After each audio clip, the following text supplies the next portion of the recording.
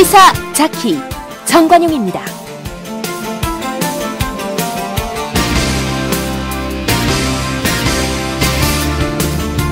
여러분 안녕하십니까? 정관용입니다. 5월 국회 계속 공전 중인 가운데 국회 앞에서 단식 중인 김성태 자유한국당 원내대표가 지난 주말 한 시민에게 폭행을 당하는 돌발 사태까지 터졌죠. 자, 오늘 오전에 각 당 원내대표 비공개 회동이 있었습니다만 합의를 이루지 못한 상태고요. 지금 정세균 국회의장 내일 오후 2시까지 여야가 합의하지 않으면 국회 문을 닫겠다 이렇게 또 통보를 해서 빨리 합의가 필요한데, 자, 오늘 오전에 있었던 그 합의 결렬 소식, 또 어떻게 하면 혹시 절충안이 마련될 수 있을지 평화와 정의의 의원 모임 노회찬 원내대표 잠시 후에 만나보겠고요. 북미 정상회담 날짜와 장소 정해졌다고는 하는데 계속 발표가 미뤄지고 있죠. 게다가 미국은 지금 생화학 무기를 또 거론하고 북한은 반발하고 뭔가 좀 삐걱대고 있는 건 아닐까 걱정이 됩니다. 세종연구소 홍연익 수석연구위원 2부에 만나보도록 합니다. 매주 월요일 꾸며드리는 이슈 토크, 바로 이 국회 정상화 논란, 최민희 전 의원, 장혜찬 시사평론가와 토론해보도록 하죠. 잠깐 광고 듣고 시작합니다.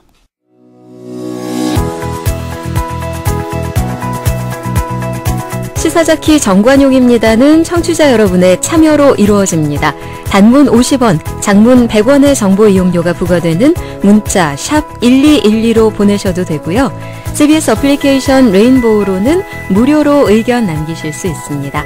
아주 편리하게 방송을 다시 들으실 수도 있는데요. CBS 레인보우를 통해서도 가능하고요. 팟캐스트 그리고 팟빵을 통해서도 언제든 지난 방송 함께 하실 수 있습니다. 드루킹 특검 문제로 꼬여있는 국회 문을 열기 위해서 오늘 오전에도 여야 4개 교섭단체 원내대표들이 비공개 회동을 했습니다만 협상이 결렬됐습니다. 특검의 조건부 수용까지는 얘기가 나왔다는데요. 자세한 얘기 좀 들어보죠. 평화와 정의의 의원 모임 노회찬 원내대표, 안녕하세요. 네, 안녕하십니까. 우선 김성태 원내대표 오늘 보니까 건강 상태 어떻든가요?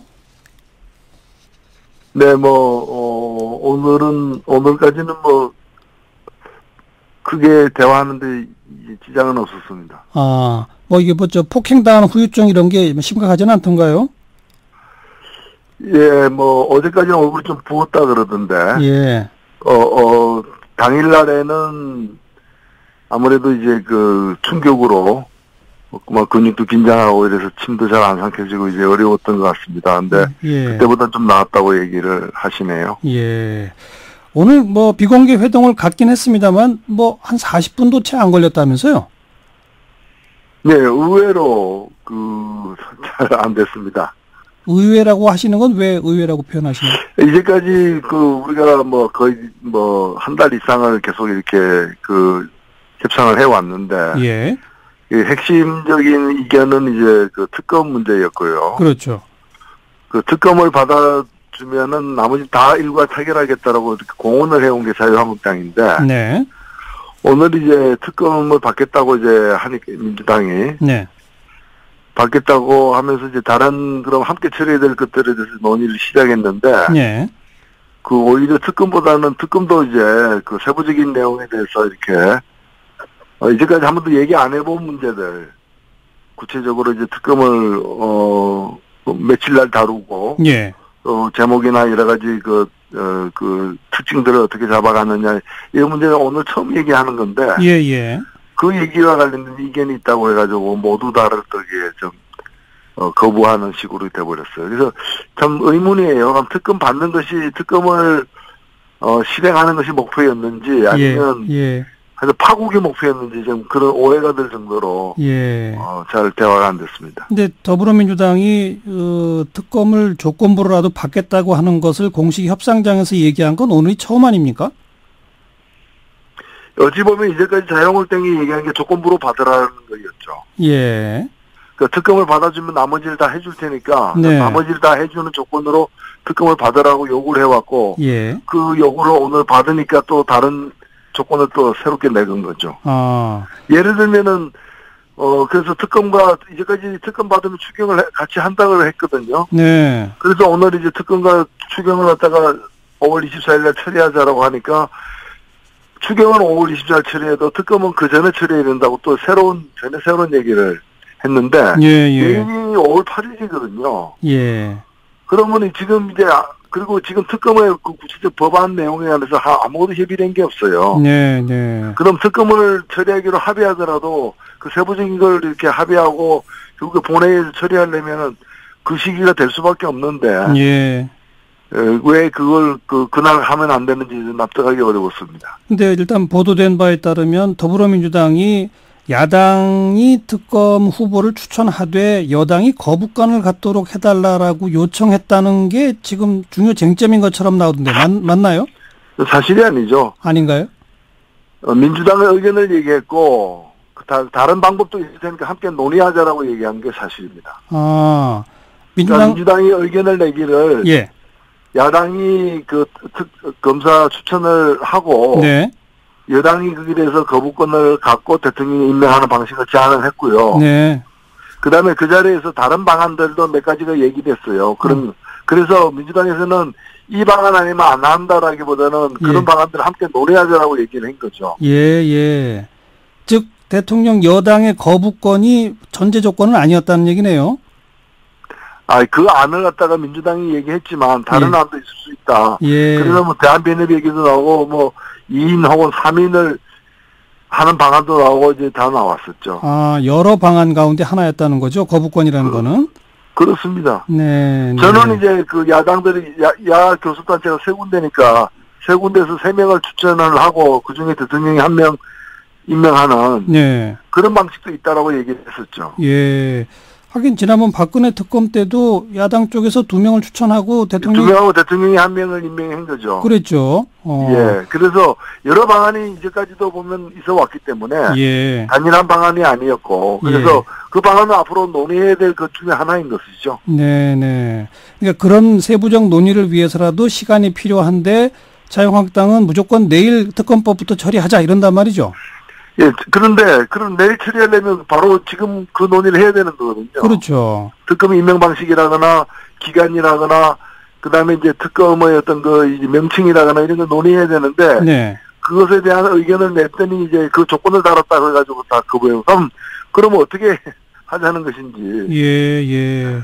그래서 노회찬 원내대표 보시기에 이게 특검 수용이 목적이었는지 파국이 목적이었는지를 모르겠다. 예. 적어도 오늘 태도로 봐서는 파국이 목적으로 보이네요.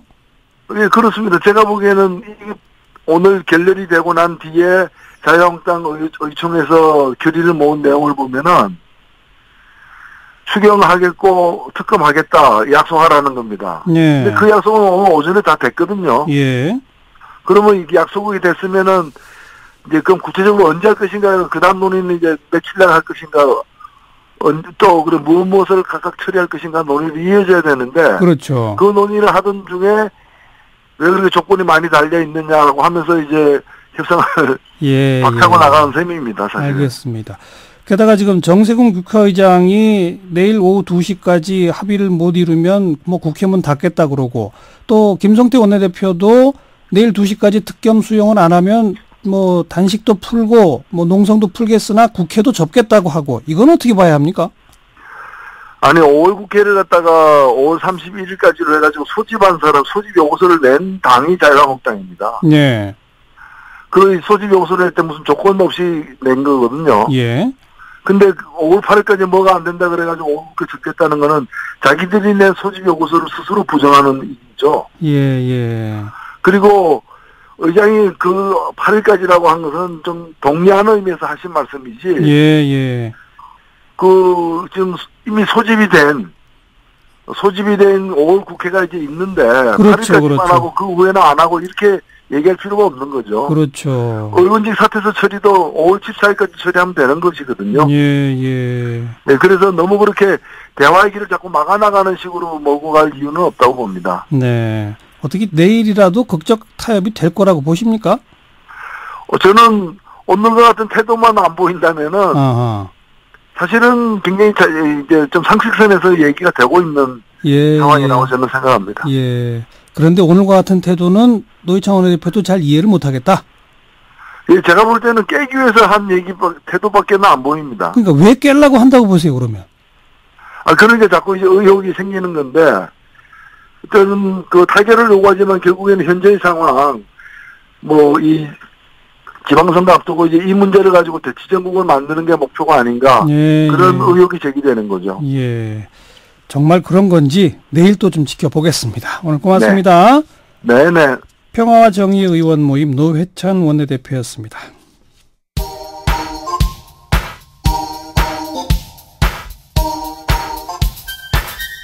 시사자키 정관용입니다. 여러분은 지금 CBS 라디오와 함께하고 계십니다. 저는 출근길 김현정의 뉴스쇼 김현정입니다. 오늘 화제가 된 하루 화제가 된 뜬 뉴스들 모아서 정리해드리는 시간. 그동안은 이제 저희가 2부 시간에 보내드렸는데 봄 개편을 맞아서 일부로 자리를 옮겼고요. 그리고 새롭게 이 코너지기도 임명을 했습니다. 프레시안의 이명선 기자 오늘 스튜디오에 직접 나오셨어요. 어서 오십시오. 안녕하세요. 잘 부탁합니다. 제가 잘 부탁드립니다. 첫 번째 뜬 뉴스는요? 네, 비록 휴일은 아니지만 내일이 바로 어버이날입니다. 네. 그런 만큼 어떤 선물을 해야 할까 고민 많으실 텐데요. SK텔레콤이 온라인 버즈량을 토대로 빅데이터를 분석한 결과 자녀들은 어버이날 선물로 건강식품이나 용돈을 가장 많이 언급한 것으로 조사됐습니다. 예. 부모님이기도 하시잖아요, 선생님께서. 예. 뭐 받고 싶으세요? 저요? 별로 네. 받고 싶은 거 없어요. 어떡하나. 저는 자녀 입장에서 그래도 건강식품보단 용돈이 좀 더 낫지 않을까 이런 생각을 하는데 어버이날을 상징하는 카네이션 선물 방식도 예전과는 조금 달라졌다고 합니다. 생화 대신에 비누꽃이나 디퓨저 등을 선호하기도 하고요. 실용성 있는 걸로? 그렇습니다. 24K 금배지를 고민하고 있는 자녀들도 있습니다. 금배지요? 네. 카네이션 모양의? 그렇습니다. 이야, 이건 좀 비쌀 텐데. 그러게요. 효자, 효녀 소리 들을 만할 것 같습니다. 그런데 올해는 차라리 용돈을 드리겠다 이런 의견이 다소 포착되면서 현금을 담아서 선물할 수 있는 용돈 박스가 주목받고 있습니다. 네. 뭐라도 사정에 맞게 정이 오가면 되는 거죠. 그렇습니다. 그리고 어버이날 공휴일 지정 고민했다가 금년에 일단 안 하기로 했잖아요. 네. 근데 청와대 청원 게시판은 아주 뜨겁다면서요. 일단 공휴일 지정을 찬성하는 입장에서는 너무 바빠서 부모님을 찾아뵙지 못하는 만큼 공휴일로 정해 효도할 기회를 줘야 한다. 또 소비 촉진을 위해서라도 공휴일로 지정돼야 한다. 이런 의견들이 나오고 있고요. 반대하는 입장에서는 나라에서 효도를 강요하는 것 같다. 또 어버이날이 공휴일이 되면 또 하나의 명절처럼 느껴질 것 같다. 경제적 부담을 더 가중시키는 일이다. 이런 주장이 맞서고 있습니다. 그런가 하면 어버이날과 어린이날을 합쳐서 가족의 날로 만들자 이런 의견도 볼 수 있었는데요. 이것도 오래전부터 있던 얘기예요. 그렇습니다. 한 청원자는 누군가에게는 어린이가 없을 수도 또 누군가에게는 엄마 아빠가 없을 수도 있다면서 가족 구성원 모두가 축하하고 받는 날이 됐으면 한다라고 말했습니다. 그러면서 5월 5일과 6일 이틀간을 가족의 날 공휴일로 지정해달라고 덧붙였습니다. 네, 어버이날을 공휴일로 하겠다는 게 문 대통령의 공약 사항이었었죠. 네. 금년은 안 한다고 했지만 내년에 아마 또 검토가 될 거예요. 아마 내년 이맘때쯤 또 같은 논란이 이어질 것 같습니다. 그러면 요 가족의 날 아이디어도 한번 좀 같이 고민해 볼 필요가 있겠네요. 자, 다음 뉴스는요.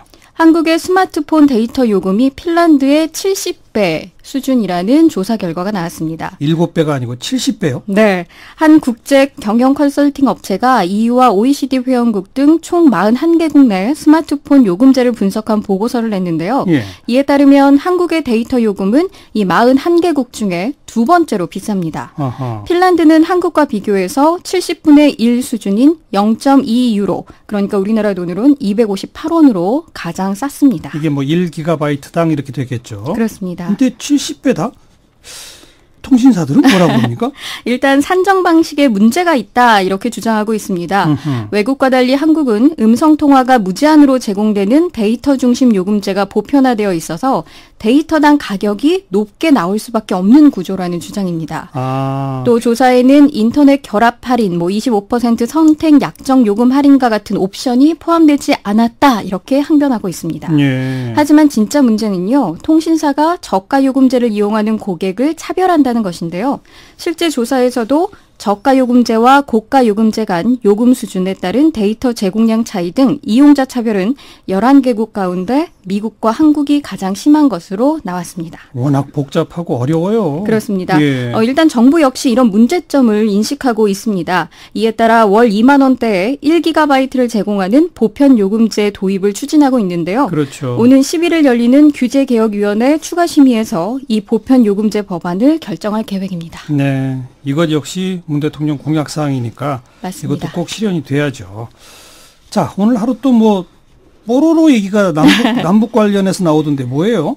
일단 남북 관계가 경직되기 전에 이 뽀로로가 남북 합작 애니메이션으로 만들어진 애니메이션이라는 사실 알고 있는 분들이 많지 않습니다. 아, 이미 뽀로로에는 북한이 같이 뭔가를 했어요? 그렇습니다. 예. 우리가 기획을 하고 만들기도 했지만 북한 입장에서는 직접 도안을 색칠하는 등의 세부 작업을 한 건데요. 그래요. 이 뽀로로가 사실 뽀통령이라고 불릴 정도로 국민 캐릭터잖아요. 그렇죠. 남한의 아이코닉스, 오콘, 하나로통신, EBS 이렇게가 먼저 기획을 했고요.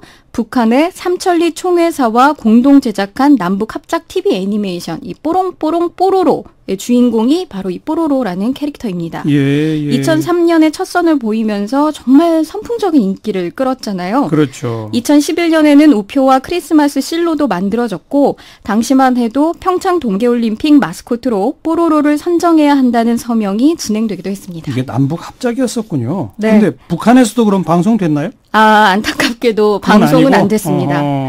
그렇지만 최근 아동용 인형 또 육아시설 미끄럼틀 장식물 등으로 활용되고 있는 모습이 조선중앙TV를 통해서 전해지기도 했습니다. 예. 2000년 그리고 뽀로로가 만들어진 2003년 이 즈음이 바로 첫 번째 남북 정상회담 전후잖아요. 그렇죠. 남북 교류가 그야말로 급물살을 탔을 때였습니다. 그래서 뽀로로 외에도 애니메이션들이 만들어졌는데요. 2005년에는 다큐멘터리 또 만들어지기도 했습니다. 예. 개마고원에 대한 요즘 관심사가 높은데 한반도의 지붕 개마고원을 가다 같은 공동 제작 다큐멘터리가 있으니까 참고해 보시면 좋을 것 같습니다. 네. 또 사육신이라는 드라마가 KBS2를 통해서 반영되기도 했습니다. 네. 그러니까 이제 앞으로 남북 교류가 좀 활성화되면 다시 애니메이션 남북 합작이 가능할 거다. 이 말 아닙니까? 그렇습니다. 제2의 뽀로로 기대가 되네요. 감사합니다. 자, 수고하셨어요. 프레시안 이명선 기자였습니다. 윤태곤의 뉴스 사이다.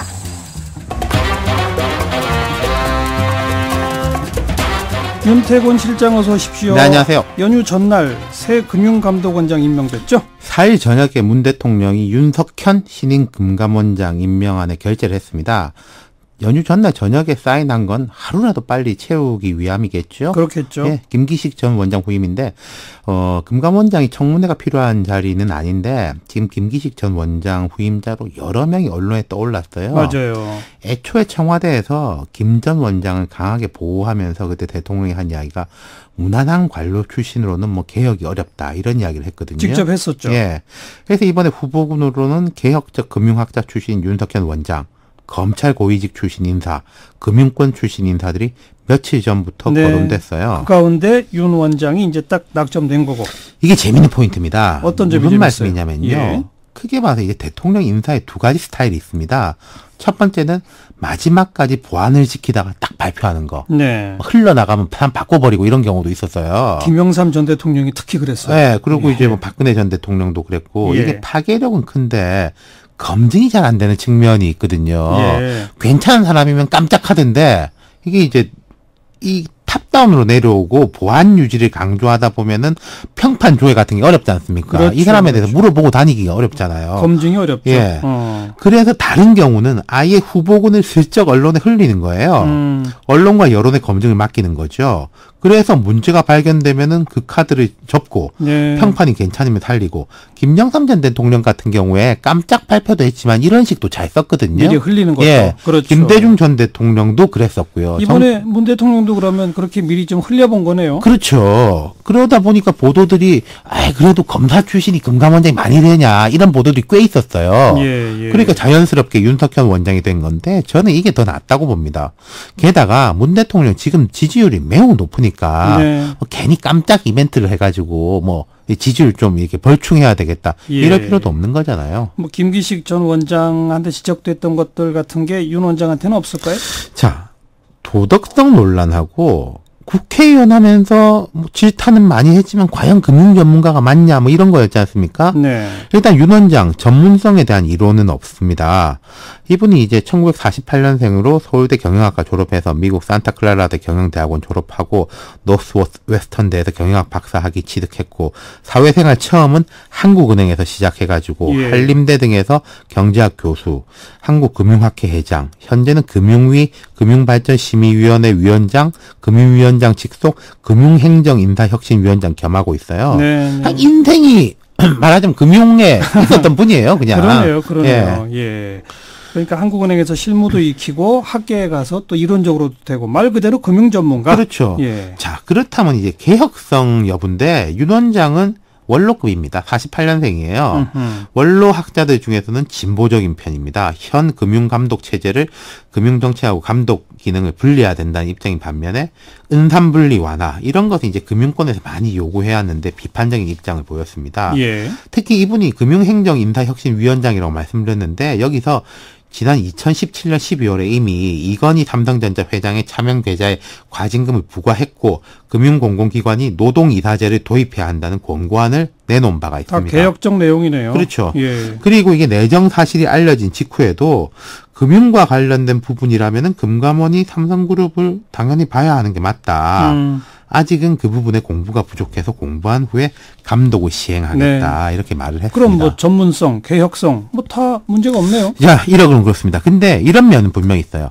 개혁성이라는 게 그냥 금감원이 금융기관들 뭐 불러가지고 혼쭐 내고 이래라 저래라 하는 게 아니지 않습니까? 네. 관치와 개혁은 어떻게 보면은 한 끗 차이거든요. 맞아요. 규정은 철저히 지키되 금융기관의 자율성을 보장하는 게 필요하다. 필요하죠. 김기식 전 원장에 대해서는 사실 이런 부분에 대한 우려도 없지는 않았거든요. 근데 이제 윤 원장은 이런 부분에 대한 기대가 큰 것이고 어쨌든 자 임명장 받았습니다. 문재인 정부 출범이 이제 내일 모레가 1년인데 세 번째입니다 벌써. 네. 빨리빨리 앞에 두 분은 낙마를 했어요. 그래서 윤 원장의 어깨는 훨씬 더 무겁게 됐죠. 그렇죠. 잘 하시는지 봅시다. 수고하셨어요. 감사합니다. 윤태곤 실장이었어요. 시작기 1부 마칩니다. 잠깐 뉴스 들으시고 7시 5분에 다시 옵니다.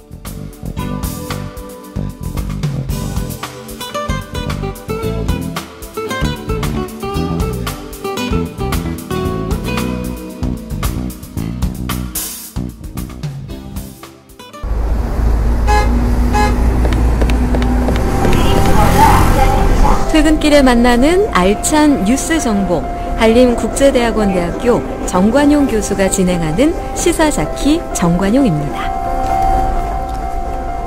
북미 정상회담 날짜와 장소가 정해졌다는데 발표는 계속 미뤄지고 있는 상태죠. 자, 이런 가운데 핵무기뿐 아니라 생화학 무기도 미국이 거론하기 시작했고요. 그러자 또 북한은 미국이 압박 계속 추구한다면 문제 해결에 도움이 되지 않을 것이다. 이렇게 또 맞받아치고 뭔가 좀 꼬여가고 있는 건 아닐까 걱정이 생기는데요. 자, 홍현익 세종연구소 수석연구위원 연결합니다. 홍 박사님 안녕하세요. 네, 안녕하십니까. 뭔가 꼬여가고 있는 겁니까? 아닌 겁니까? 뭐 큰 틀에서는 문제가 없지만 지금 미세 조정 부분에서는 기싸움이 진행되고 있는 게 아닌가 이렇게 생각이 됩니다. 미세 조정 기싸움. 예, 정상회담도 뭐 날짜는 정해진 것 같은데 장소가 아직 정해지지 않아서 발표를 못하는 게 아닌가 이렇게 생각이 되고요. 트럼프 대통령이 장소도 정해졌다고 했잖아요.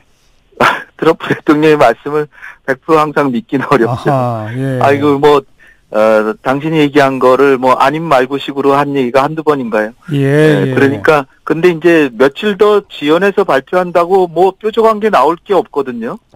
그 얘기는 계속해서 장소를 정해놓지 않고 북미 간의 물밑에서 협상이 계속 진행되고 있는 것이 아닌가. 예. 그러면서 미국은 하나 둘 욕심을 더 내면서 더 얻어내려고 하고 있고 북한은 그 정도면 정말 많이 줬는데 왜 자꾸 다른 거 지금까지 얘기도 안 하던 걸 왜 서로 자꾸 꺼내느냐 이렇게 얘기하고 있는 게 아닌가 이렇게 생각이 됩니다. 먼저 그럼 장소 문제도 아직 협의 중이라는 얘기신데 네. 판문점 얘기 나오다가 또 갑자기 싱가포르가 유력하다고 그러고 이거는 북한은 어딜 원하고 미국은 어딜 원한다고 생각하세요? 북한은 평양을 원하고요. 예, 미국은 뭐 유럽이나 뭐 그런 데를 원하겠죠. 근데 유럽은 김정은 위원장이 자기 자가용 비행기로 갈 수가 없으니까 예. 빌려 타야 되는데 빌려 타면 너무나 체면이 깎이니까 그럴 예. 수도 없고 예. 그러니까 최대한 갈 수 있는 곳이 싱가포르거든요. 예. 그러니까 싱가포르는 되는데 싱가포르는 중립적인 장소고 그래서 애초부터 이제 유망한 물망지였는데 네. 근데 이제 판문점은 트럼프 대통령이 애초에 생각을 안 하다가 남북 정상회담 하는 거 보니까 여기가 상당히 잘만 기획하면 꽤 좋은 모습이 나오는구나. 이렇게 해서 생각을 했다가 예. 참모진의 강력한 반대가 있었다는데요. 반대의 이유가 판문점에서 회담을 하면 북핵 문제에 집중하기보다는 한반도 평화 그 자체에 집중해야 된다. 아하. 그러니까 이거는 한국의 이익이지 미국의 가장 큰 이익은 아니다. 뭐 예. 그리고 예. 북한의 홈그라운드에서 가까우니까 손해 볼 수 있다. 예. 그리고 이미 한 번 한 곳이니까 신선성이 떨어진다. 아하. 결국은 뭐 이게 지금 북핵 문제라고 하는 게 지금 인류에게도 중요한 정말 전 세계 중요한 안보 문제인데 예. 이게 극적 효과 때문에 자꾸 이렇게 왔다 갔다 하는 건 바람직하지 않다라고 보입니다. 근데 어쨌든 트럼프 참모진들은 싱가포르 쪽으로 지금 권유를 하고 있는 모양이네요. 그렇습니다. 네. 자, 그리고 조금 아까 이제 홍 박사께서 자꾸 미세 조정하면서 미국이 하나씩 더 요구한다고 했는데 그 중에 하나가 이 폼페이오 신임 국무장관이 핵무기뿐 아니라 생화학 무기를 포함한 대량 살상 무기도 폐기. 이건 처음 나온 얘기죠? 그렇죠. 생화학 무기는 본래 북한에게 예전부터 미국이 포기하라고 한 사항이긴 합니다만은 예. 이게 지금 사실 의제는 아니었는데 갑자기 의제로 등장한 게 아베 총리가 예. 아베 총리가 하는 얘기 중에는 뭐 납치자 문제도 거론해달라도 있지만 미국에 도달하는 장거리 미사일 말고 중단거리 미사일도 좀 다뤄달라는 얘기와 함께 예. 생화학 무기도 폐기하는 걸 같이 해야 된다. 이거 대량살상 무기 아니냐 이런 식으로 해서 미국이 생각해 보니까 그렇거든요. 아하. 그러니까 기왕에 뭐 포기시키는 거 이것까지 하자 이런 식으로 하는데 북한으로서는 핵무기는 포기한다는 결심을 했을지 모르지만 예. 생화학 무기나 중단거리 미사일 같은 거는 이게 핵을 포기한 이후에는 한국보다도 군사력이 약하다고 생각하기 때문에 예. 나름대로 억지력으로 갖고 있으려고 그러는데 저도 대한민국 국민으로서 이런 거 다 북한이 포기해주면 좋지만 예. 이런 거 저런 거 다 따지다가 자칫 큰 판이 깨질까봐 이제 좀 걱정이죠. 예. 특히 이제 중요한 게 인권 문제를 거론해달라고 이제 자꾸 이제 그 납치자 문제도 인권 문제 아닙니까? 그렇죠.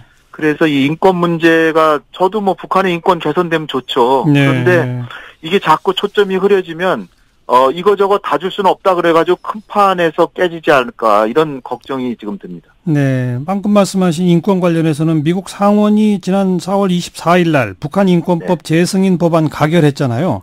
네네. 그것도 다 영향이 있는 거죠? 북미 정상회담과? 그렇죠. 미국이 특히 이제 이번에 북미 회담의 복병 중에 하나가 미국은 북한하고 달라서 예. 대통령이 서명을 해도 의회가 거부하면 실현이 안 되거든요. 예. 94년 제네바 핵합의도 사실 그런 측면이 강했는데요. 예.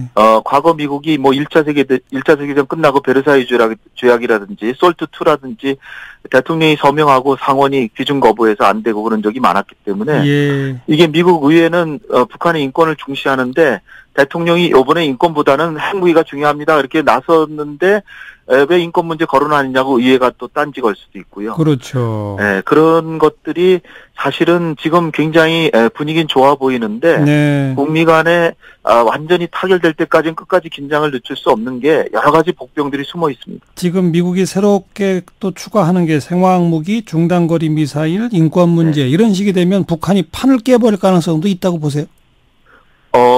그럴 수 있죠. 특히 지금 얘기가 조금 나오기 시작한 게 북한에서 심포 경수로가 어느 정도 진척된지 살펴보고 있다는데 네. 북한이 단지 포기만 하진 않을 거 아닙니까? 예. 자기네들도 원하는 게 있는데 이를테면 인공위성은 쏠 수 있어야 된다. 예. 또 원자력의 평화적 이용은 해야 되겠다. 예. 이 다시 어떻게 보면 정당한 요구에 속하는 거거든요. 예. 근데 안보리 제재 자체를 보면 탄도탄 미사일 기술을 활용한 어떠한 발사도 못한다 그래서 인공위성은 못하는 게 맞는데 네.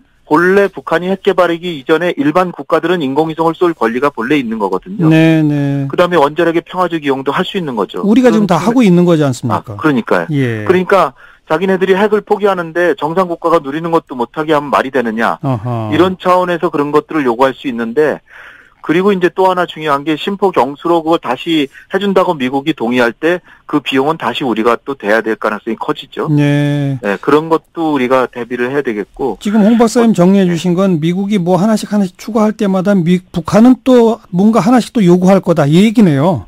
그럼요. 북한이 그렇게 착한 존재가 아니잖아요. 예. 네, 지난번에 김정은 위원장이 웃는 모습을 보였지만, 그러나 그렇다고 갑자기 착해지지는 않았을 겁니다. 알겠습니다. 그러니까, 예. 그럼 지금 미국이 새롭게 요구하고 북한이 또 그럼 우리도 카드 놓을 수도 있다. 이런 상황에서 문재인 대통령은 이제 이달 22일 날 미국 가서 트럼프 대통령 만납니다. 어떻게 해야 하는지 마지막 한 말씀. 네. 무엇보다 미국이 트럼프 대통령은 중간 선거에서 이기고 노벨상 타고 그런 데만 관심이 있어서 네. 자칫하면은 북한의 완전한 비핵화를 못 얻을 가능성도 있다 이렇게 보고요. 예. 이제까지 개발한 핵은 일단은 그냥 용납하겠다 이렇게 할 수도 있는데 이러면 안 된다는 얘기 확실히 해야 되고요. 그렇죠. 그다음에 또 하나는 이 북한의 비핵화가 그냥 거저 얻어질 수는 없다. 북한의 체제 안전 보장이라고 하는 것에 대한 선물도 마련해 가야지. 예. 그리고 합리적인 북한의 요구는 어느 정도는 들어줘야지. 그렇지 않으면 아예 판이 깨질 수도 있다는 것을 가능성을 얘기해 줘야 될 것 같습니다. 예.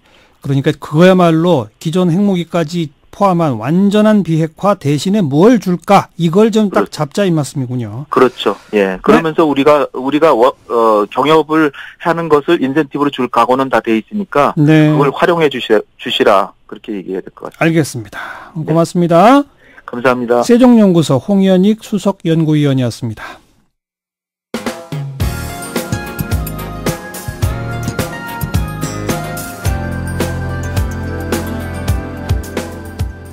친절하고 재미있는 시사풀이 CBS 라디오 시사자키 정관용입니다.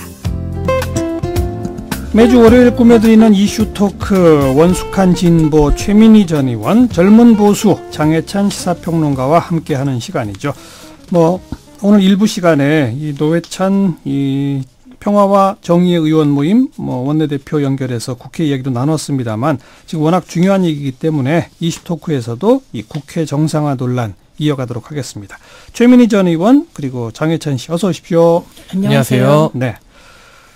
예상컨대 두 분의 논평이 똑같을 거라고 예상합니다만 그래도 이 김성태 원내대표 폭행 사건에 대해서도 한 말씀씩 좀 듣고 가보죠. 네, 최민희 전 의원. 이런 우연한 폭행 사건이 전국을 더 꼬이게 하는 것을 우리가 많이 보았습니다. 그리고 그것이 이게 선거 결과를 바꾸는 것도 보았습니다. 네. 굉장히 영향을 주는. 그렇기 때문에 이게 지금도 자유한국당은 이 사건이 마치 박근혜 전 대통령이 과거에 대표 시절에 칼침 사건, 커터칼 사건, 그런 식으로 비화되기를 혹시 바라는 게 아닌가 이런 생각을 할 때가 있습니다. 근데 어쨌든 폭행은 그게 어떤 폭행이라도 그건 정당화될 수 없고요. 네. 그리고 저는 민주당 혹은 문재인 대통령 지지자들께도 만약에 거꾸로 그러니까 우리가 지지하는 여당 사람들이 지지하는 그런 그 정치인이 단식을 하는데 누군가 폭행을 했다. 그럼 그때 어쩔 거냐. 네. 그런 식으로 좀 역지사지해서 폭행에 대해서는 좀 명확한 태도를 취해야 된다고 생각하고 이게 더 나아가서 국민의 입장에서 보면 폭행 사건이 전국을 더 꼬이게 하지 않았습니까? 그래서 되게 안타깝게 생각합니다. 그리고 그 김성태 원내대표가 빨리 그 폭행의 후유증에서 벗어났으면 좋겠습니다. 몸도 마음도.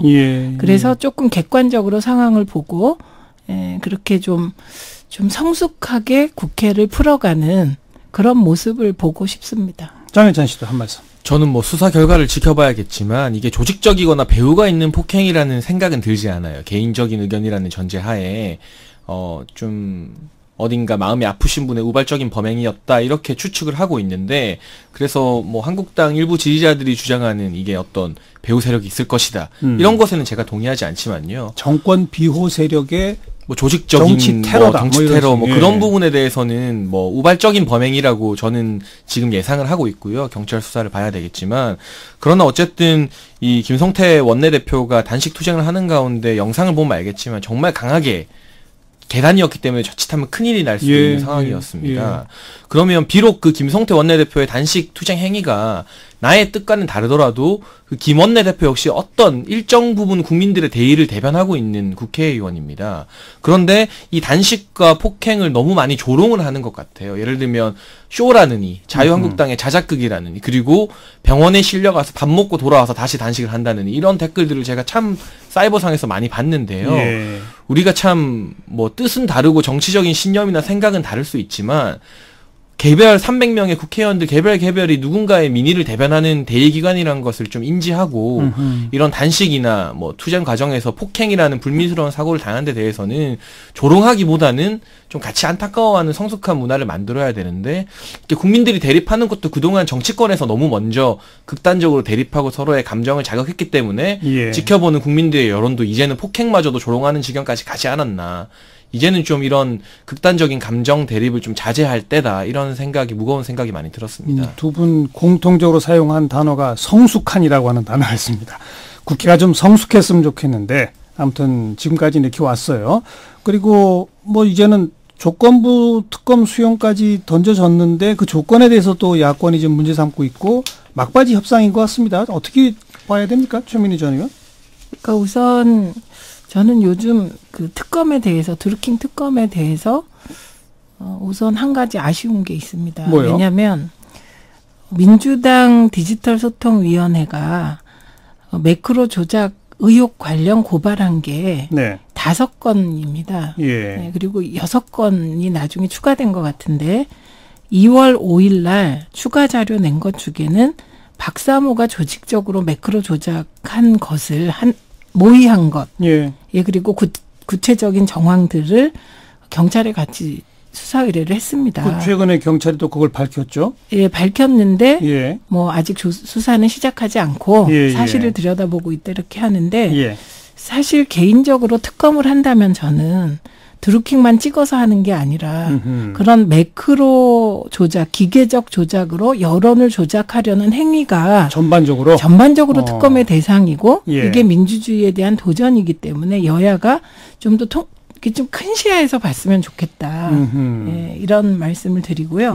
그다음에 이 과정을 보면서 제일 이상한 것은 맨 처음에 자유한국당이 주장한 것은 조건부 수용이었습니다. 특검을 수용하면 국회를 정상화하겠다. 이렇게 논의가 시작됐어요. 처음에. 그런데 이게 갑자기 점점 주장이 강해지고 단식하고 이 불의의 폭행 사건이 터지면서 이 입장이 바뀌어서 이제 여당이 조건부 수용을 하겠다고 하니 조건부 수용을 자유한국당과 그 바른정당이 못 받겠다는 식으로 자꾸 말이 바뀌면 결국은 여당도 양보하는데 한계가 있기 때문에 국회는 파행으로 갈 수밖에 없거든요.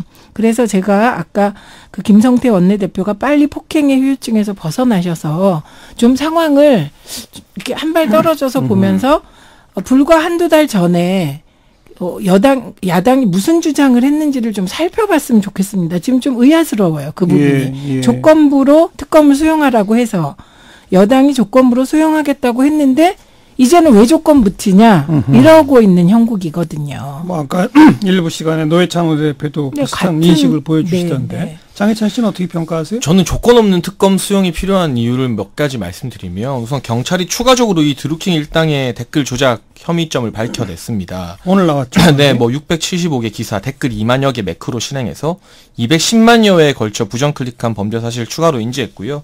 지금 이 사건으로 현재까지 입건된 피의자가 모두 30여 명입니다. 정말 우리가 단순하게 간단하게 생각했던 드루킹 일당의 범죄가 경찰의 수사가 계속될수록 이 경찰의 수사 자체도 사실은 정치권에서 강하게 압박을 한 뒤에야 뭐 엎드려 절받기식으로 진행되고 있는 것 같은데 이 수사가 진행될수록 점점 내막이 우리 생각보다 더 클 수도 있겠다. 이런 의심이 드는 가운데 김경수 전 의원이죠. 이제 경남도지사 후보 소환되지 않았습니까? 그러나 이 경찰이 김경수 경남도지사 후보를 소환하는데 통신 내역이나 계좌 추적을 전혀 하지 않은 상태로 소환을 했습니다. 검찰에 먼저 구속영장을 신청했었다가 기각이 됐었고요. 그 다음에 경찰에서는 다시 보강을 해서 압수수색 영장을 다시 신청하겠다 했는데 감감무소식이고 그러한 어떤 자료를 확보하지 않은 상태로 소환을 했기 때문에 일각에서는 면피용 소환이 아니냐는 말도 나오고 있고 김경수 후보 역시 소환되는 날 발언을 보면 어떤 논란을 일으킨 것에 대한 반성의 기미나 이런 국민에 대한 송구스러움은 전혀 없고 저는 선거운동 하시는 줄 알았어요. 야당을 꾸짖으면서 소환하러 나온 당사자가. 그렇기 때문에 이게 서울경찰청장 같은 경우도 잘못된 발언으로 본인이 사과하지 않았습니까? 이런 상황에서 정말 실체적인 진실을 밝히기 위해서는 특검이 필요하다. 조금 없는 특검이 필요한데 이 지금 여당이 주장하는 것처럼 특검 인사에 대해서 여당이 비토권을 행사하게 되면 이 정말 제대로 된 의혹을 밝혀낼 수 있는 인물들로 특검이 추진 가능할 것인가. 그리고 김성태 원내대표가 오늘 이제 1시간 전쯤에인가요? 한두 시간 전쯤에 국회 앞에서 기자회견했는데요. 조건 없는 특검을 수행하고 5월 국회가 정상화되면 추경을 반드시 처리하겠다고 국민 앞에 약속한다 이렇게 밝혔습니다. 그러니까 이 특검 자체는 여러 정말 대선부터 시작해서 믿을 수 없는 사건들 드루킹과 관련된 게 여러 개 나왔기 때문에 이 자체가 협상의 대상이 아니라는 것이 이제 그리고 이미 너무 많은 시간이 지났고 특검이 도입돼도 지방선거 이전에는 결과가 나오기 매우 어렵습니다. 매우가 아니라 불가능하죠. 그렇죠. 그렇기 때문에 이것을 협상 대상으로 할 것은 아니다. 그러나 조건 없이 받아들이고 수용한다면 5월 국회 정상화에서 본인이 직접 원내대표가 추경을 처리하겠다고 약속하지 않았습니까? 이런 부분이라면 이제는 여당이 김경수 의원 자신이 특검보다 더한 것도 수용하겠다고 하는데 자꾸 이런저런 단서와 조건을 달아서 미루는 것은 옳지 않은 태도라고 생각합니다. 지금 그 최민희 전 의원하고 장해찬 씨가 공의 조건이라고 하는 단어를 쓰셨는데 두 분이 지적하는 조건이 달라요. 최민희 전 의원이 말하는 조건은 국회 정상화, 추경 처리까지를 포함한 그런 조건을 언급하신 거고 반대로 장해찬 씨는 특검법을 받되 이 특검 후보자에 대한 비토권 같은 조건, 그러니까 서로 지적하신 조건이 다른 내용이거든요. 근데 방금 김성태 원내대표 한두 시간 전에 그 기자회견 내용을 보면 추경까지는 이제 받겠다. 국회 정상화에 동의한다. 다만 특검법 처리를 같은 날이 아니라 미리 좀 하자. 5월 24일이 아니라 미리 하자. 뭐 이런 정도 상황인 것 같아서 자, 국회 정상화라는 조건 부분은 거의 좀 절충이 될 것도 같아요. 그래서 특검법에 특검 추천하면 여당이 비토권 갖는 조건 같은 거에 대해서는 최민희 의원 어떻게 생각하세요? 저는 뭐 그건 안에 하나로 나올 것 같아요. 근데 그 안이 통과되겠습니까? 그래서 어차피 대통령이 거부권을 갖고 있는데 여당이 거부권을 또 갖는다는 게 사실은 하나의 안이겠죠. 그리고 그거보단 오히려 그 평화통일연대인가요? 그 노회찬 의원이 평화와 정의의 의원 평화와 모임. 정의 의원 모임에서 얘기한 지금 야당 교섭단체가 세 군데잖아요. 세 군데에서 한 명씩 특검을 추천하면 3명 추천. 그 3명 중에 한 명을 대통령이 받는 안으로 갈 가능성이 높지 않나 이렇게 봅니다. 근데 저는 지금 얘기하는 김성태 원내대표의 국회 정상화는 정상화가 아니라고 생각합니다. 그 논리는 이미 논리적 한계가 있는 게 지난번에 방송법을 막 그 국회 정상화의 조건으로 건 적이 있어요. 방송법 처리 안 하면 국회 못 연다. 그런데 그때 여당이 공수처만 하면 국회 열자 이렇게 얘기했을 때 왜 조건을 다냐 이렇게 또 얘기한 적이 있거든요. 그러니까 지금 이제 저도 국회에 있어 봤습니다만 여야가 어떤 사안을 가지고 막 얘기하다 보면 큰 시각에서 벗어나서 점점 디테일에서 싸우다 보면 국민의 시각을 놓쳐버립니다. 지금 국민들이 원하는 게 뭘까? 국민들이 원하는 게 드루킹 특검하는 걸까? 국민들이 원하는 게 그 추경 안 하고 특검을 바꾸는 걸까? 아니면 국민들이 원하는 게 그 남북 정상회담에 국회 비준안하고 특검을 바꾸는 걸까? 이런 거 아니에요. 뭡니까? 그러니까 특검도 같이 처리하고 그다음에 국회를 열어서 일하라는 거예요. 여러 가지 다. 그냥 일해라. 정상화라는 것은 꼭 특검만 처리하고 거기에 비준안을 처리하자. 이것도 전 아닌 것 같아요. 일반 국민들은 우리는 직장에 하루라도 안 나가면 밥을 못 먹고 사는데 왜 국회는 4월, 5월 계속 놀아도 월급 받고 이러냐. 예. 그런 시스템이 국회를 이렇게 방만하게 놔두는 게 아니냐. 이런 시각인 것이거든요. 그래서 저는 특검에 대한 여당의 거부권 그거 하나의 아니라고 생각합니다. 그리고 그러면 특검을요. 야당이 요구하는 대로 법안이 다 되나요? 아니잖아요. 어차피 법안은 협상해야 되고 예, 또 하나는 아까 말씀하실 때 한 가지 꼭 지적해야 되는 게 야당이 요구하는 대로 수사해야 그러면 그게 올바른 수사입니까? 김경수 의원을 통신 내역을 조사하려면 김경수 의원은 혐의가 있어야 그게 법원이 수색영장도 발부하고 이런 거잖아요. 네네. 그리고 김경수 의원이 돈을 받았다는 의혹이라도 있어야 뭐가 있어야 하지 무조건 합니까? 그리고 김경수 의원은 지금 참고인으로 소환된 거잖아요. 피의자가 아니었잖아요. 예. 그렇기 때문에 이제 성숙이라는 것은 내가 정서적으로 원하는 거, 정치 세력으로 그것을 다 주장하고 그거 관철 안 되면 나 이거 안 하겠다, 저거 안 하겠다, 이거 아닌 것 같고요. 조금은 그냥 상황을 한 발 떨어져서 객관적으로 볼 필요도 있고. 좋습니다. 예, 그렇게 봅니다. 장혜찬 씨. 저는 김경수 의원 어떤 수사나 이런 것들 경찰이 과연 수사 잘하고 있느냐에 대해서는 같은 말을 저뿐만 아니라 많이 해왔기 때문에 입장 차이라고 보고 있고요. 경찰의 수사에 대해서는 보수적인 국민분들은 많이들 아쉬움을 느끼고 있을 것 같고 지금 국회가 정상화돼서 단순히 특검과 비준을 바꾸는 식이 아니라 일을 해야 된다. 추경을 하더라도 김성태 원내대표가 반드시 5월 정상화되면 추경 처리하겠다 했지만 정부에서 가져온 안을 가지고 또 토론하고 논의하고 협상해야 될 거 아니겠습니까? 그럴 시간이 필요하고 좋은 추경안을 통과시켜야 되는 거잖아요. 추경안 통과가 문제가 아니라. 그렇죠. 디테일한 부분에서. 특검도 마찬가지다. 그러니까 그러기 위해서는 국회가 정상화돼서 일하는 모습을 보여줘야 된다는 최민희 의원님 말씀에는 동의를 합니다. 그러나 이제 이 추경 같은 데 있어서도 좀 우려스러운 부분을 제가 말하자면 지금 여당에서는 특검이랑 엮어서도 어떻게 해서든 빨리 추경을 통과시키고 하고 싶어 하지 않습니까? 그러나 이 추경이 문재인 정부 이후 처음 있는 일은 아니고 작년에도 추경이 통과된 바 있는데 지금 고용노동부 지난해 추경 여러 가지 통계들이 이제 나오고 있어요. 결과들이. 그러면 이제 가장 문제가 됐던 게 기업 인건비를 정부에서 지원하는 예산들 이런 게 이제 추경안에서 작년에도 논의가 됐었는데 그 21개 항목 중에 17개 항목에서 목표치를 달성하지 못했습니다. 그리고 심지어는 이 목표치의 절반 수준도 못 미친 사업이 6개가 됐습니다. 기업 인건비를 지원하는 부분에서. 이래서 지금 고용노동부가 같은 정부 부처 안에서도 이 기재부가 고용노동부를 비판하고 있는 입장입니다. 이렇게 추경 이렇게 진행해놓고 이런 목표치만 너무 높게 잡아서 관리도 안 되고 미달되는 거 아니냐. 그렇기 때문에 추경 내용에서도 따질 게 많다. 네, 예산만 푼다고 다가 아니라 이런 식으로 지난해 추경도 제대로 관리가 안 된 상황에서 올해 추경을 특검 받으면 만약에 야당이 무턱대고 있는 그대로 다 받아준다. 저는 그것도 반대입니다. 좀 정상화를 해서 특검은 특검대로 정말 협상의 조건이 아니라 빨리 수용해서 특검 협상 따로 하시고 알겠습니다. 국회 정상화해서 이 추경에 대해서 좀 뜨겁게 토론했으면 좋겠어요. 자, 이제 너무 당연하죠. 잠깐만요. 결국 두 분의 마지막 말씀까지 들어보니까 너무 당연한 얘기를 두 분 다 하신 거예요. 특검법도 받자 대신에 내용을 협상하자. 추경도 받자 대신에 내용을 협상하자. 이게 약간 자존심 싸움이 된 것 같아요. 지금 폭행 사건 그러려면 문 열고 일하자. 이제 그 말씀인데. 그러니까 이게 지금은요 여야가 시각을 우리끼리 협상한다. 이거에서 빨리 벗어나야 돼요. 빨리 벗어나서 국민이 바라보는 시선에서 알겠습니다. 한 번쯤 지금 국회를 바라봐야 되고 오늘 홍익표 의원이 SNS에 글을 올렸어요. 차라리 국회 해산하자 이러려면.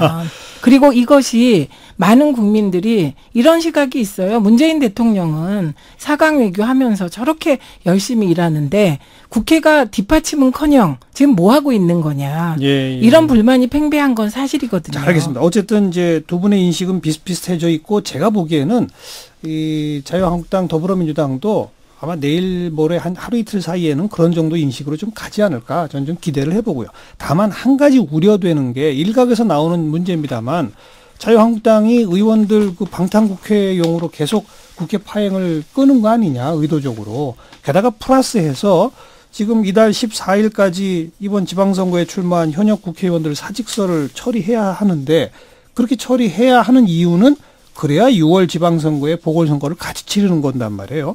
근데 5월 14일까지 처리를 안 하면 그 보궐선거는 내년 4월로 미뤄지게 된답니다. 10개월 후가. 그러니까요. 그것까지를 혹시 의도해서 이러는 거 아니냐는 시각들이 일각에서 나오는데 거기에 대한 의견만 한두 마디 들어보죠. 저는 그거는 좀 지나친 음모론이라고 보고요. 아하. 지금 물론 지방선거 출마 현역 의원 4명 가운데 3명이 민주당 소속이기 때문에 이번에 보궐이 안 치러지게 되면 정무적으로 봤을 때 자유한국당이 유리한 고지에 서는 것은 맞습니다. 예. 그러나 그 방탄국회 그 부분 뭐 체포 동의안 같은 경우도 국회가 정상화되면 자유한국당에서 동의할 것이라고 했고요. 결국 국회가 열리기만 하면 이 사직서 처리라던가 체포 동의안 다 처리될 문제입니다. 그러니까 원론으로 돌아가서 조건 없는 특권 수용부터 하게 되면 이 모든 게 뭐 음모다 아니다 뭐 선거 보궐을 미루려고 일부러 이런 것도 할 거 없이 내일 2시 이전까지 그냥 특검 조건 없이 수용하겠다고만 하면 모든 게 다 일사천리로 진행되고 김성태 원내 본인이 한 것처럼 추경 역시도 반드시 처리가 될 겁니다. 정말 쉬운 건데 우원식 원내대표가 이제 임기 말이라서 임기 말에 원내대표가 야당에게 끌려가는 모습 보여주고 협상하게 되면 상당히 그 이후 의원들 내부에서 평가가 안 좋아질 수 있습니다. 지난 새누리당 원내대표였던 정 원내대표가 김성태 원내대표 이전이었죠. 정우택 원내대표가 그런 예산안 처리 때문에 많은 비판을 받았거든요. 예. 그런 정무적인 이유로 지금 우원식 원내대표가 자존심을 너무 내세우는 건 아닌가. 여당이 한 걸음만 물러서면 모든 게 다 풀릴 문제다. 저는 그렇게 생각합니다. 5월 14일까지 일부러 끄는 건 아니다. 그럼요. 그렇게 네. 보시는 않는다. 네. 최민희 전 의원. 우원식 원내대표는 지금 정말 자존심이 많이 상할 겁니다. 이미 상했기 때문에 지금 마지막에 뭐 우원식 원내대표가 어떻게 한다 건 전혀 사실과 다르고요. 저는 자유한국당이 왜 이렇게 드루킹 특검에 목을 맬까? 이 부분은 그 방탄국회 때문이라는 합리적 의심을 해봅니다. 그건 의혹이 의심이다. 아니에요. 네. 그냥 합리적 의심 해보고요.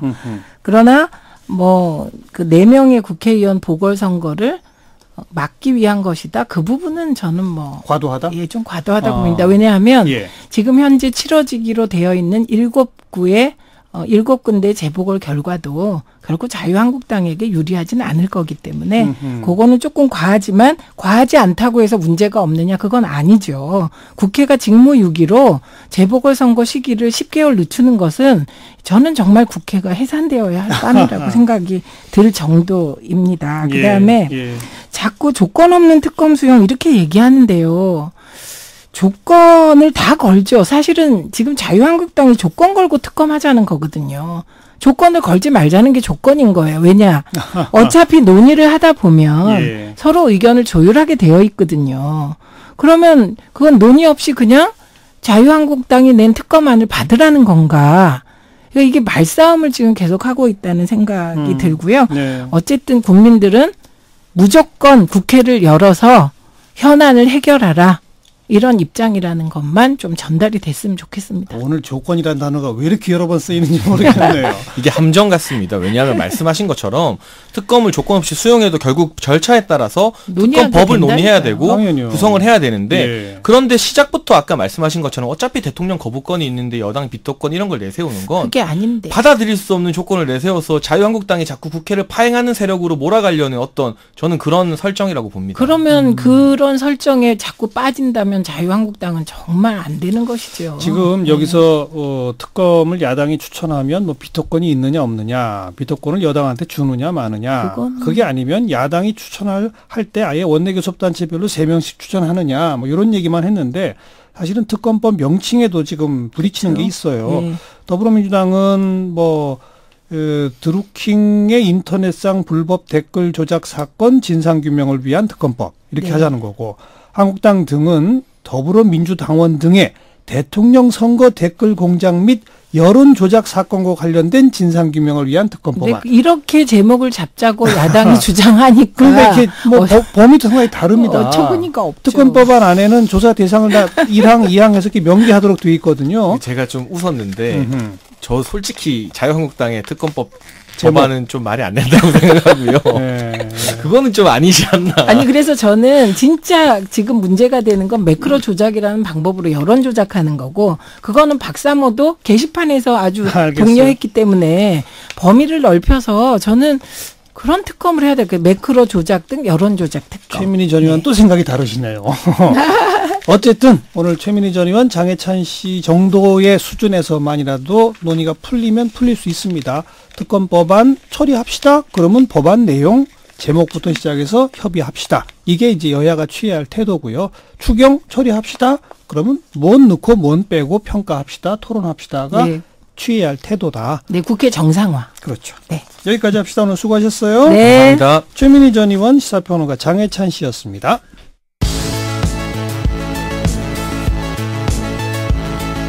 지금 여러분께서는 한림국제대학원 대학교 정관용 교수가 진행하는 CBS 라디오 시사자키 정관용입니다를 듣고 계십니다.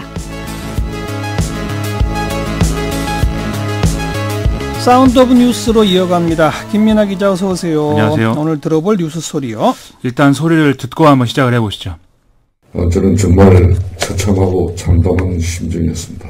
드루킹 댓글 조작에 특검이 수용되는 그날까지 저 목숨을 잃는 한이 있더라도 끝까지 싸우겠습니다. 사람이 사람을 때리는 것은 정말 나쁜 짓이고 안 됩니다. 그런데 맞는 사람들은 다 이유가 있습니다.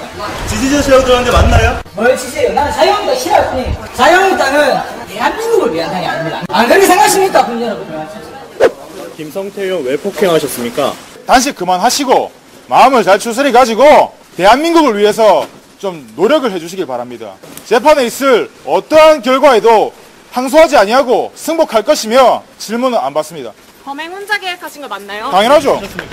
김성태 대표 사과. 아니요. 네. 처음에는 김성태 원내대표 목소리였죠? 그저께 긴급의원총회에 참석을 해서 한 발언이었고요. 예. 그 다음에 나온 이 변조된 목소리, 이게 이제 김성태 원내대표를 폭행한 김모 씨가 체포될 때 그 당시에 이제 한 말입니다. 예. 그리고 나서 이제 그 오늘 영장 실질심사에 들어가면서 한 말 이렇게 쭉 나온 건데요. 예. 결국 뭐 도주할 우려가 인정돼서 구속이 됐습니다. 영장 실질심사 결과 구속 결정 났죠? 그렇습니다. 원래는 홍준표 대표를 목표로 했었다는 얘기가 경찰이 발표했는데 이 경찰은 범인이 남북정상회담을 정치쇼다 이렇게 비난한 것에 화가 나서 홍준표 대표를 애초에 노렸다 밝히고 있는데요. 당일에 홍준표 대표가 어디 있는지 찾지 못했기 때문에 김성태 원내대표를 공격했다. 이런 진술을 조사 과정에서 했다는 겁니다. 네, 자유한국당이 주장하는 배후설에 대해서 경찰은 지금까지는 어떤 발표입니까? 이 범인이 강원도 동해시에 지금 산다고 그렇게 얘기를 하고 있고 주소도 거기로 돼 있는데 예. 사건 당일에 버스를 타서 통일전망대를 거쳐서 국회까지 이동하는 경로상에 이제 CCTV를 쭉 확인해 봤다는 것이거든요. 그랬더니 단독 행동을 하고 있다는 점이 확인된다라는 거고요.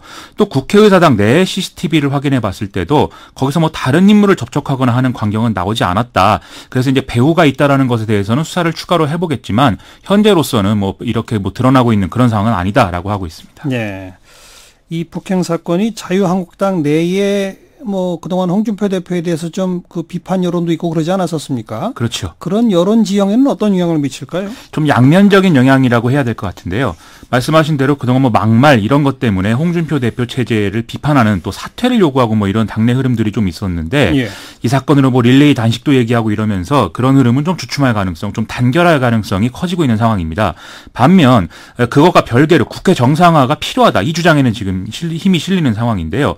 오늘 이완구 전 국무총리가 김성태 원내대표를 찾아가서 여당이 전국을 풀 수 있는 명분을 이 야당 입장에서 줘야 되는 상황이다. 이렇게 권유를 하기도 했고요. 예. 또 남경필 경기도지사도 페이스북을 통해서 국회 정상화가 필요하다는 취지로 이런 비슷한 얘기를 하기도 했습니다. 또 보수 언론도 오늘 중앙일보 사설 제목을 보면은요. 김성태 대표 비습 철저히 수사하고 단식은 중단해야 였거든요. 근데 지금 김성태 원내대표는 내일 2시까지 이제 그 여당이 반응을 하지 않으면은 뭐 5월 국회도 없고 단식도 없다. 이렇게 얘기를 하고 있는데 예. 합의가 돼도 단식은 뭐 그만하는 거 아니겠습니까? 그래서 실질적으로 단식 자체는 뭐 내일까지 이어질 가능성이 이제 높아지고 있다. 이렇게 봐야 될 것 같습니다. 네. 그리고 바로 그 드루킹 사건 경찰이 수사하면서 추가로 댓글 조작물을 발견했다고 발표가 있었죠? 그렇습니다. 오늘 이제 브리핑을 했는데 원래 혐의는 드루킹 김모 씨 일당이 한 600여 개 아이디를 이용해서 문재인 정부 비판하는 댓글 2개에다가 매크로 프로그램으로 뭐 공감 클릭수 조작 이런 걸 했다는 거 아니었습니까? 네. 이제 그 외에도 매크로 프로그램을 쓴 사례가 있는지 이런 것들이 쟁점이었는데 오늘 경찰은 김 씨 일당이 이용한 아이디가 한 2,300여 개에 달한다 이렇게 밝혔습니다. 이 아이디들은 뭐 경공모 회원이 갖고 있는 아이디거나 또는 도용된 아이디라고 하는데 뭐 어떻게 도용된 건지는 아마 그것도 수사를 해봐야 되겠죠. 예. 이걸 이용해서 올해 1월 17일, 18일 양일간 675개 기사에 달린 2만여 개 댓글에 공감 클릭수를 조작한 사실을 확인했다라는 게 경찰의 이제 발표인데요. 네. 이 댓글들에 대한 불법 클릭수를 다 따져오면 모두 210만 회를 넘기 때문에 이것은 매크로 프로그램을 활용하지 않았다면 불가능한 수치다. 이게 이제 경찰의 분석 내용입니다. 경찰이 오늘 또 밝힌 것도 결국은 금년 1월 달이잖아요. 그렇습니다. 근데 지금 자유한국당이 계속 문제 제기하는 건 지난 대통령 선거 때도 했느냐는 거 아닙니까? 그렇습니다. 거기에 대해서는 아직 뭐 조사된 게 없나요? 경찰은 이들이 지난해 대선 기간부터 선풀 작업을 빙자해서 매크로 프로그램을 사용한 댓글 작업을 했을 가능성, 이걸 배제하지는 않는다 이렇게 밝히고 있습니다. 다만 이걸 정확히 확인하기 위해서는 매크로 프로그램을 언제 어떻게 사용했는지를 쭉 이제 다 봐야 되는 거 아니겠습니까? 그러려면 이 사람들이 매크로 조작 그 과정에 이용한 이른바 킹크랩이라고 부르는 이 서버를 확인해 봐야 된다. 예. 이런 얘기를 하고 있다는 것이죠. 근데 그 서버가 왜 없어요? 이게 빨리 압수수색을 해야 되는 상황인데 해외 서버에 뭐 클라우드 형태로 저장돼 있을 가능성이 있다 이런 보도가 나오고 있거든요. 그러면 이제 수사가 쉽지 않은 것이라는 거죠. 아하. 동아일보의 지난주 보도를 보면은 이 클라우드 서버가 이제 미국 아마존이 관리하는 그런 체계 속에 있는데 경찰은 자료 협조 요청을 한 상태인데 이게 뭐 회신이 와야 되겠죠 일단. 예. 또 댓글 조작에 사용된 아이디 상당수도 베트남이라든지 이런 해외 IP를 동원해서 만들어졌기 때문에 누가 아이디를 사용했는지를 밝히기가 쉽지 않을 수가 있다 이런 보도도 지금 있거든요. 수사가 쉽지 않군요. 어렵군요. 일부에서는 그래서 실질적으로 증거인멸 가능성이 있다 이런 얘기도 하고 있습니다. 네. 특검이 도입돼도 참 하나하나 수사해내기가 그렇게 만만한 일은 아니겠어요. 쉽지 않을 것 같습니다. 다음 뉴스는요. 지난번에 미국하고 중국이 뭐 서로 관세 폭탄 리스트를 발표하고 굉장히 분위기가 험악했던 기억 나실 건데요. 그러다 뭐 협상했잖아요? 그렇습니다. 이 3일과 4일에 이제 미국과 중국의 경제 통상 분야 최고위급 인사들이 만나서 협상을 했는데 예. 성과가 나지 않았죠. 이에 따라서 이제 미국과 중국 간의 무역 전쟁 위기가 고조되고 있다라는 기사가 오늘 조간에 많이 실렸습니다. 가장 결정적인 차이가 뭐예요? 미국이 얘기하는 것은 대미 무역 적자 축소 그리고 중국 제조 2025 등으로 표현이 되는 첨단 산업에 대한 중국 정부의 지원 중단이거든요. 하지만 중국은 미국 정부의 화웨이라든지 또 GTE 등의 어떤 중국 IT 기업 강경책 완화를 강력히 요구를 하는 상황이었습니다. 완전히 상반되는 요구를 서로 한 것이기 때문에 애초에 좀 결렬 가능성이 높았던 상황이다라고 봐야 될 것 같습니다. 상반되는 요구이기도 하면서 또 의제 자체도 좀 다르네요. 그렇습니다. 그러면 앞으로 어떻게 되는 겁니까? 지금 충돌이 다른 분야까지 이어질까 걱정하는 목소리가 오늘은 많이 나오고 있는데요. 최근에 중국 정부는 외국 항공사들의 공문을 보내서 대만, 홍콩, 마카오를 중국과 별개의 국가처럼 표현한 자료를 다 삭제하고 이 지역들이 중국 본토의 일부다라는 표현을 정확히 해라. 이 요구를 쭉 하고 있는 상황입니다. 그런데 미중 무역 협상 결렬 이후에 중국이 다시 이 요구를 꺼내는 그런 모양새거든요. 협상 결렬 직후인 현지 시간 5일 백악관이 직접 성명을 내서 중국의 요구는 전체주의적 넌센스다. 이렇게 비난을 했습니다. 중국은 최근 대만 주변 해역과 상공에서 군사훈련을 강화하고 있는데 또 미국은 대만에 첨단 무기를 판매할 수 있다 이렇게 대응하는 흐름도 있기 때문에 통상 갈등이 안보 갈등까지 이어지는 거 아니냐 이런 우려가 나오는 상황입니다. 미중 협상 타결까지는 아직 좀 멀은 것 같네요. 그렇습니다. 오늘 경기도 양주에서 프로판가스가 폭발했다고요? 오늘 오전 11시 15분께 경기도 양주시 봉양동 주택가에서 LP가스 누출로 추정되는 이 폭발 사고가 일어났습니다. 이로 인해서 벽돌로 된 단독주택 두 채가 완전히 무너져서 집안에 있던 김모 씨와 이모 씨가 숨진 채 발견됐는데요. 아이고. 또 이웃주택 두 채와 차량 두 대도 이제 파손된 그런 이 피해가 있었다고 합니다. 인명피해는 딱 두 분으로 끝입니까? 뭐 더 있을 가능성은 없어요? 혹시 추가 인명피해가 있을 가능성이 지금 있기 때문에 좀 수색을 진행을 해야 되는데 예. 벽돌과 지붕 잔해가 사고 현장에 잔뜩 쌓여 있어서 좀 쉽지는 않다고 합니다. 예. 소방당국이 앞서 말씀드린 시신 두 구를 수습하는데도 약 3시간 정도가 걸릴 정도였다고 하는데요. 지금 수색견과 수색견하고 인력 55명 그리고 굴삭기 2대를 포함한 장비 23대 등이 동원되고 있다고 하는데 좀 빨리 수색 작업이 마무리돼야 될 것 같습니다. 뭐 다행히 화재가 일어나지는 않았던 모양이에요. 그게 참 천만다행인데요. 이 최초 폭발이 잔재물이 50m 이상 솟아오르는 느낌이었다. 이런 이제 그 얘기가 나올 정도로 강한 상황이었는데 또 주변에 LP 가스통이 여러 개 있었다고 하거든요. 하마터면 대형 참사로 이어질 뻔했는데 그렇지는 이 화재가 일어난 상황까지는 가지 않았던 게 참 다행입니다. 특히 LP 가스는 외부에 노출되어 있는 경우가 많기 때문에요. 요즘 같은 때에는 좀 철저한 점검이 필요하다. 이런 지적이 나오고 있습니다. 그래야죠. 하와이가 지금 화산 폭발, 용암 분출 큰 걱정이더라고요. 이 하와이에서 가장 큰 섬인 빅 아일랜드에 칼라우야라는 화산이 있는데요. 현재 나흘째 분화를 하고 있습니다. 설상가상으로 현지 시간 5일 규모 6.9의 강진이 오면서 용암 분출구에 분열이 하나 더 생겼는데요. 이 분출구로 용암이 분출되거나 흘러나오면서 그야말로 무시무시한 장면들이 연출이 되고 있는데 예. 이 화산은 1790년 분화 때 수천 명의 인명피해를 내기도 했고 1840년에는 26일 동안 폭발이 지속될 정도였다. 이런 소식도 같이 전해지고 있습니다. 지금까지의 피해 규모는 어느 정도예요? 30채가 넘는 가옥이 재산상 피해를 입었는데 사상자는 보고되지 않고 있는 상황이고요. 우리 외교당국도 교민 피해는 접수되지 않았다라고 밝히고 있습니다.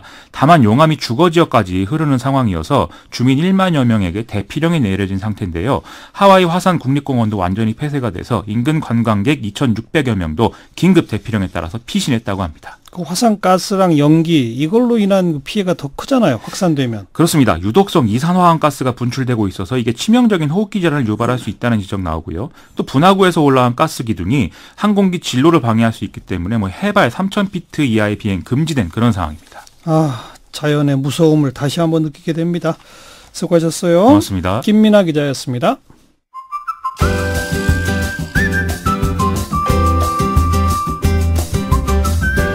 지금 여러분께서는 한림국제대학원대학교 정관용 교수가 진행하는 CBS 라디오 시사자키 정관용입니다를 듣고 계십니다. 평창올림픽 알파인 경기가 열렸던 가리왕산 스키장 여러분 기억하시죠? 이게 남한 최고 원시림이다 이렇게 불릴 정도로 생태 환경이 우수했던 지역이라서 처음 여기 스키장 짓겠다고 할 때부터 반대가 많았는데 당시에 올림픽 끝나면 산림 복원한다 이런 단서를 달고 스키장을 지었습니다. 그런데 지금 이 복원 계획이 늦어지면서 산사태 위험까지 커지고 있다네요. 자, 녹색연합의 서재철 전문위원을 연결해 봅니다. 안녕하세요. 네, 반갑습니다. 네, 지금 산사태 위험이 있어요?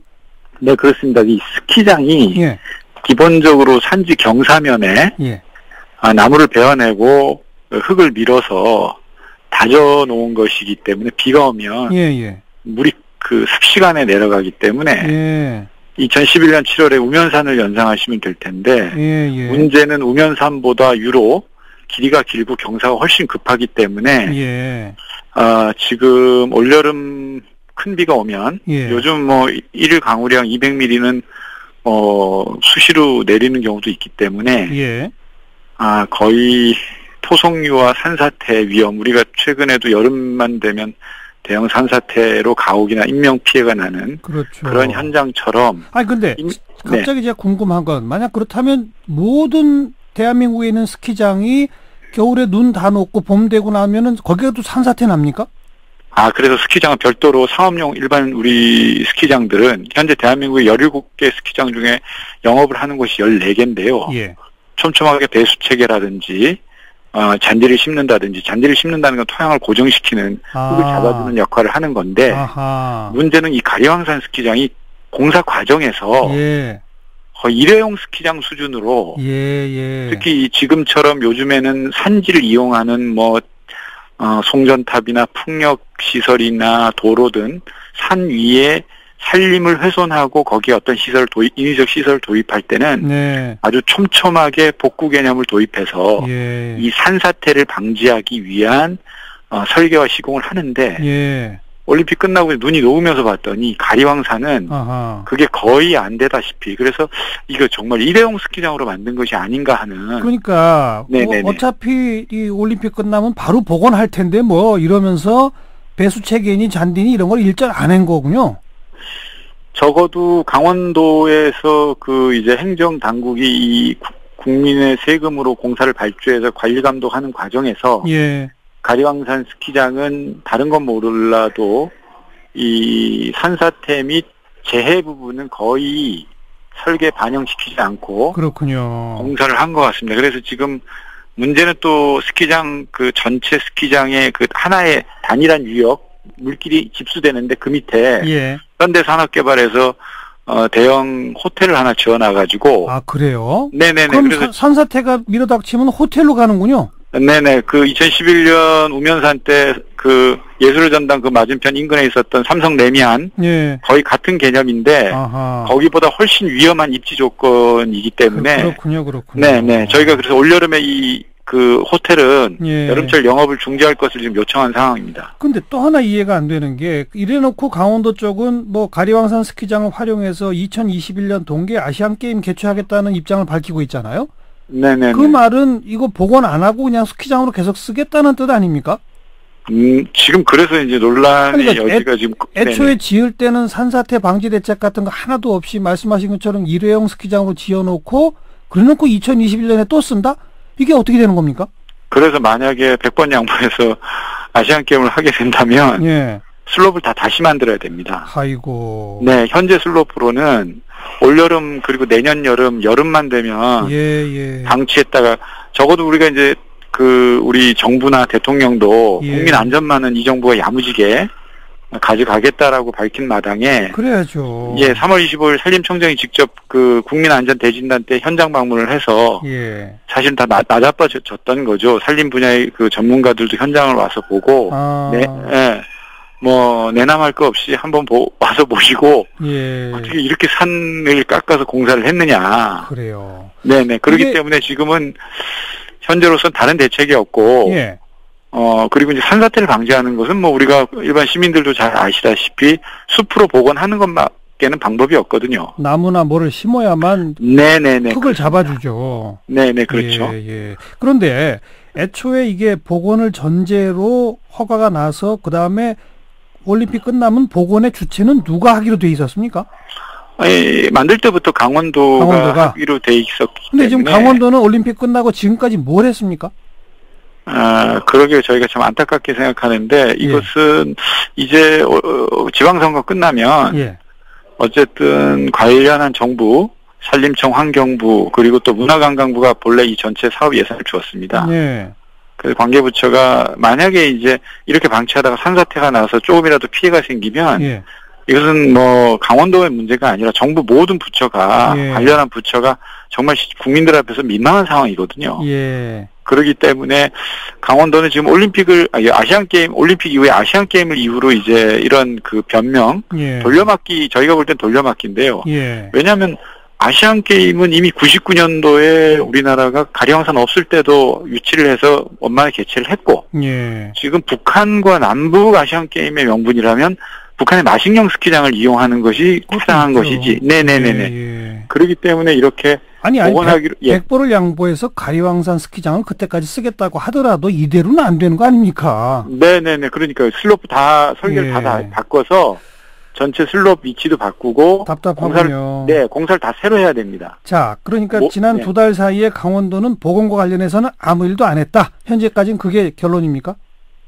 이 사실은 복원 계획은 올림픽 공사하면서 복원 계획을 수립하도록 했는데 물론 이제 그것을 방치한 산림청에도 큰 책임이 있겠고요.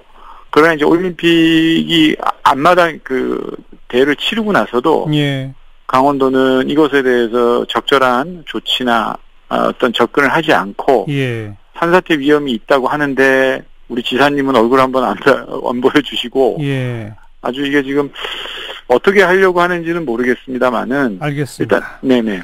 강력하게 문제제기하고 어쨌든 지금부터라도 뭔가 시작돼야 되는데 아직은 시작이 없다 이 말씀이죠. 네네 그렇습니다. 여기까지 고맙습니다. 네네네. 녹색연합의 서재철 전문위원이었습니다. 시사잡기 오늘 여기까지입니다. 내일 다시 뵙죠. 안녕히 계십시오.